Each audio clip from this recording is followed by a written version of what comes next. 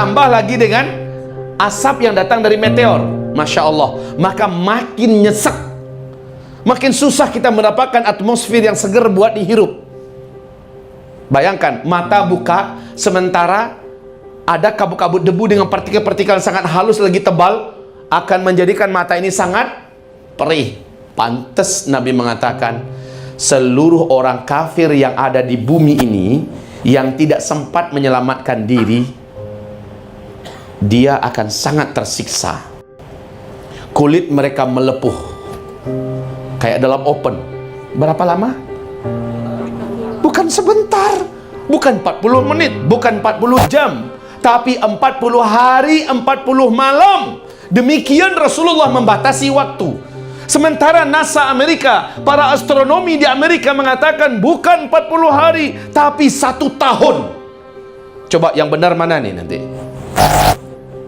Hah? Ini bapak ini nggak logis orangnya.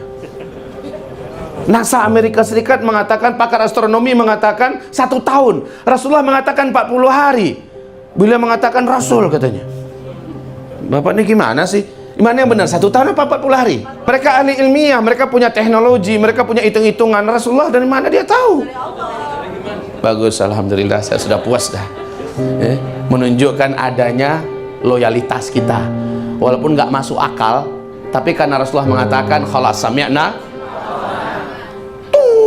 tutung kentut maksudnya. Ya. Rasul menyuruh kembali wudhu, ya kan? Semuanya. Padahal kalau secara akal, kenapa nggak tepat keluar angin itu aja yang dibersihin selesai? Masalahnya ini Rasul yang mengatakan, masuk nggak masuk akal, sami'na wa ta'na. Sekarang Amerika mengatakan 1 tahun, NASA mengatakan 1 tahun, pakar astronomi mengatakan 1 tahun, ya. Rasul mengatakan cuma 40 hari. Kita berpihak pada kata Rasulullah. Ternyata ada uraiannya lagi, yang bagaimanapun harus tunduk seluruh pakar-pakar dan ahli ilmuwan ini terhadap apa yang telah dinubuat oleh Rasulullah. Kembali kita kepada meteor, dukhon. Apa kata Abdullah bin Abbas? Ini hadisnya ya. Abdullah bin Abbas berkata, sesungguhnya ketika dukhon nanti terjadi, seluruh orang kafir di muka bumi akan mengeluarkan asap lubang hidung mereka. Mulut mereka mengeluarkan asap. Ya, yang dihirup asap tentu yang keluar adalah asap. Bayangkan yang terjadi dengan paru-paru mereka. Kayak angus terbakar, panas, tersiksa. Kalau hidup benar-benar luar biasa nelongso. Baik. Kulit mereka seluruhnya melepuh. Wajah mereka seperti meleleh dan mencair. Maka yang cantik-cantik sebelumnya dari kalangan orang-orang kafir yang tak sempat menyelamatkan diri, yang cantik-cantik itu sebelumnya, setelah pasca dukhon, mereka akan berubah menjadi jelek-jelek, kayak zombie-zombie berjalan. Ya, kalau Bapak pernah terinspirasi dengan nonton film Lord of the Ring, ada orc, jelek-jelek semua tuh. Itu penjahatnya, orang-orang kafirnya pada jelek semua. Ini yang disebut dengan perubahan bentuk di akhir zaman. Wajah mereka jadi jelek-jelek semua. Termasuk si Dajjal yang nanti akan terjadi pada tanda besar kiamat yang kedua. Dajjal ketika muncul, wajahnya udah jelek. Kenapa bisa jelek wajahnya? Dajjal juga salah satu di antara makhluk Allah yang terimbas oleh pengaruh buruk daripada dukhon. Ya. Ya. Sering-sering aja Pak. Barakallah fiik. Baik ya Rabb, kuatkanlah benda ini ya Rabb.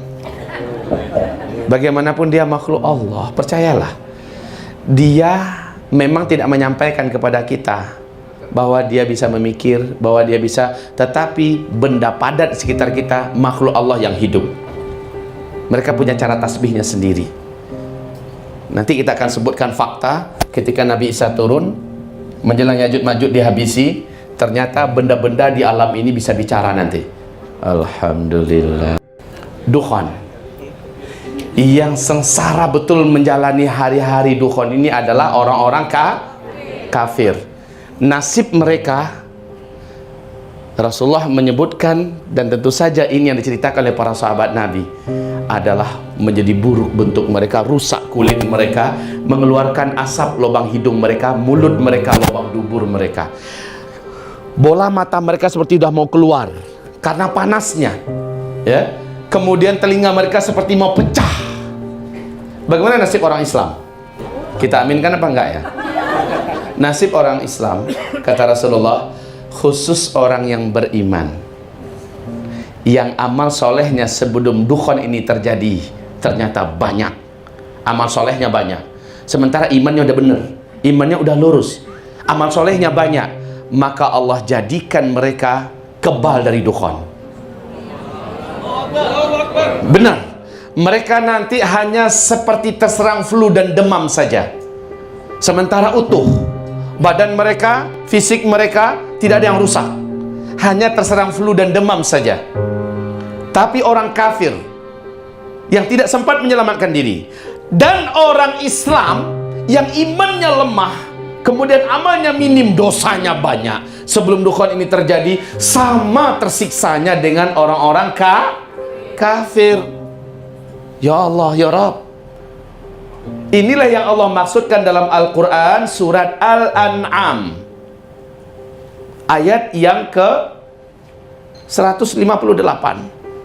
Allah sebutkan orang yang beriman tapi minim amal solehnya sebelumnya, maka dia akan termasuk di antara yang tersiksa ketika tanda-tanda akhir zaman ini Allah munculkan satu persatu. Tayyib, dukhon ini 40 hari 40 malam, akibat daripada meteor. Mari kita uraikan sedikit.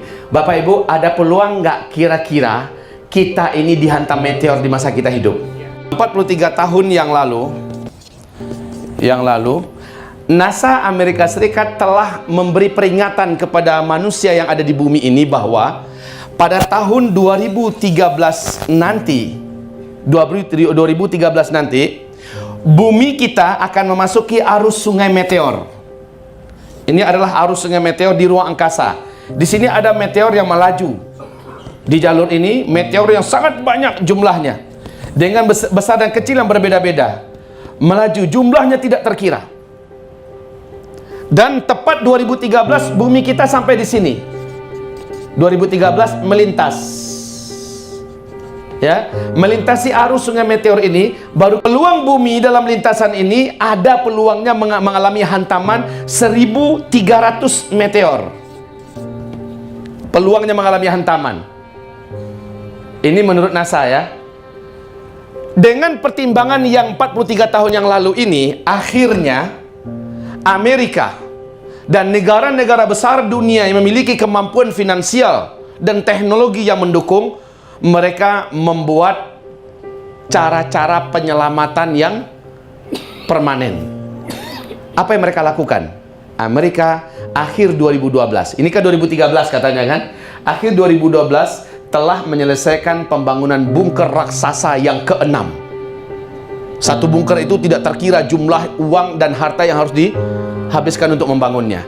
Bunker ini seperti ini daratan, Nah, ini adalah tanah daratan, ya. Jarak 30 meter baru mereka membuat, baru mulai 30 meter, terus jauh ke dalam sampai 300 meter. Luas bunker ini dapat menampung 500.000 manusia. Ada berapa tingkat di sini? Dapat menampung 500.000 manusia. Satu bunker ini telah dipersiapkan fasilitas hidup untuk 500.000 manusia dapat bertahan selama 1 tahun. Coba bayangkan, obat-obatan, makanan, minuman yang dapat bertahan selama 1 tahun. Subhanallah, saya kaget betul ketika saya baca hadis Nabi di sini. Tolong nanti dibuka bagi yang sudah punya kitab ini, Ensiklopedia Akhir Zaman oleh Syekh Dr. Muhammad Ahmad Al-Mubayyad. Rasulullah SAW menyebutkan, dan Amerika yang mengamalkan, Rusia yang mengamalkan, Cina yang mengamalkan, Inggris, Jerman, Belanda, Australia, bahkan Singapura yang mengamalkan. Apa kata?